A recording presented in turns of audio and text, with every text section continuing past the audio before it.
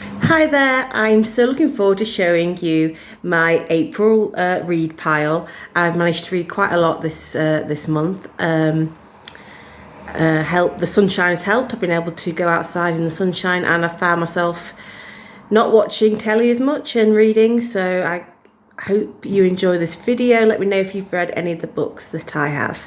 Take care. Water Rising by Sean Watkin. Now, I've got an invested interest in this because this is my friend who wrote this book. We did our MA writing together in Liverpool. So it's so weird reading it. I recognise bits from workshops and things, but this is so good. If I didn't know Sean, I'd be saying the same thing. I don't even read crime thriller. Like, I don't like crime thriller, but this, I was hooked. I'm so proud of him, and go out and get this book because I think it's going to be huge. I can see it on telly for sure. So Blackwater Rising, set in beloved Liverpool. So, yep, cannot recommend enough. Well done, Sean. Aue by Becky Manawatu. Now, this has been on my to read pile for a while, and I got it in Cornwall. Somebody recommended it to me in a bookshop, and I was on holiday and they recommended that I don't read it on the beach, but sort of read it in depth and with the intensity it deserves, I suppose. And it is an intense book. It's an incredibly well written book, and it's a debut novel. Very, very impressive.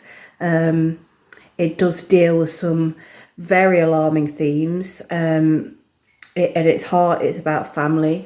But yes, I felt it very deeply, and it is difficult to read at times because of its themes. That being said, I do recommend you read it because it is very, very powerful. So I had to get something a bit lighter after I'd finished it, but definitely one to read, and I'm looking forward to seeing what else she brings to the table because, wow, she's a really, really powerful writer. Sunrise on the Reaping, Suzanne Collins. So I'm a fan of the Hunger Games, and in the original trilogy, Haymitch is my favourite character. So this is a prequel, and it's about Haymitch's time in the Hunger Games, sort of his character arc, I suppose. I was gripped, absolutely. It was brutal, but I guess the skill of Suzanne Collins is that we know what's going to happen, and yet we're still gripped. We still want to turn the next page. I'd say, although I'm a fan of the Hunger Games, I'd say I'm a big fan of the Hunger Games.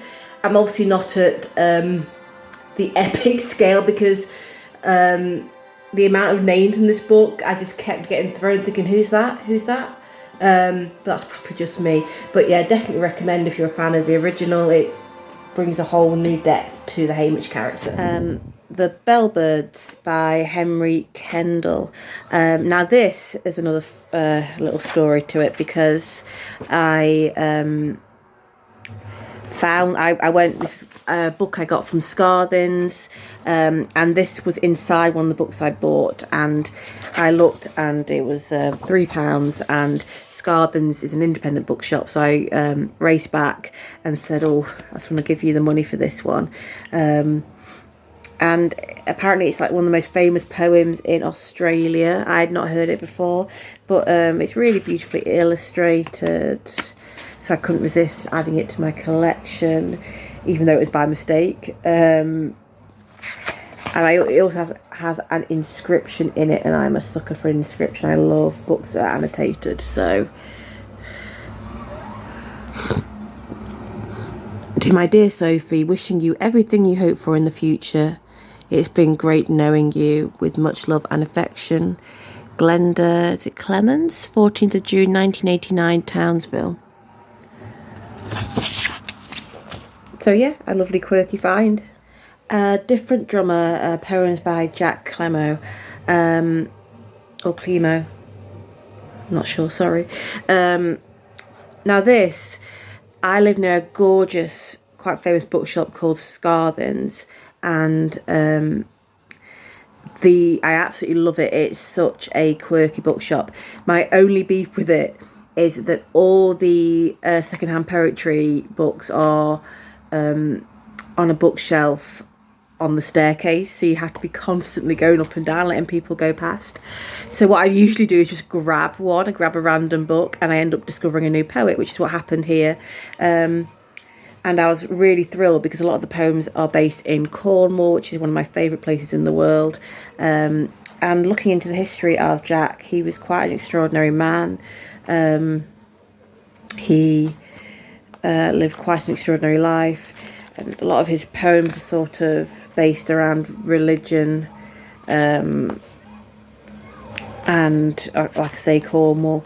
So yeah, it was a good little find. It was good. It's always good to discover a new poet or a new writer, I think. I Must Belong Somewhere by Lanuza. Now, I just love this book, and it's been in my to read pile for ages. I think I got it from Cornwall when I was on holiday. I just love it. What a find. I want to read everything she writes. I've highlighted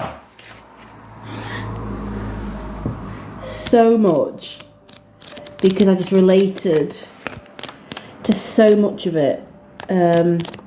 It's poetry and prose, but it's very personal to her, obviously, but somehow it just manages to reach your heart, make you relate. I can't wait to read more of her. I just loved her. So yeah, I Must Belong Somewhere. Definitely one to read. D.H.Lawrence selected poems. I just love dipping, this is a reread really, I love dipping into poetry books. I usually always have a poetry book on the go. So this was a nice, pleasant return to D.H.Lawrence. Feel by Heath, and this is about Robbie Williams. So I grew up in the 90s. Robbie Williams was huge, and he's not really gone away, but a good comeback with the great film Better Man and various documentaries. But this, whether you're a Robbie fan or not, it's so well written. I was really, really impressed with how it was presented, how it was set out. It's really funny, it's really moving. So I think, yeah, Chris Heath is a really, really good writer. I really enjoyed reading this. Definitely recommend. My Friend Anne Frank by Hannah Pick Goslar. This has recently been turned into a film on Netflix. But this is such, well, I barely need to say it really. It's such a disturbing, powerful, hopeful read. It's good to get to know another story from the Holocaust, with names you know, but from a different perspective. Hannah's an extraordinary person, and it must have been so difficult to get some of these memories down, but thank God she did, and thank God for the people who continue to share the horrors so we can hopefully educate ourselves. So absolutely recommend this book, and yeah, a really, really powerful, heartbreaking read. The nation's favourite poems of childhood.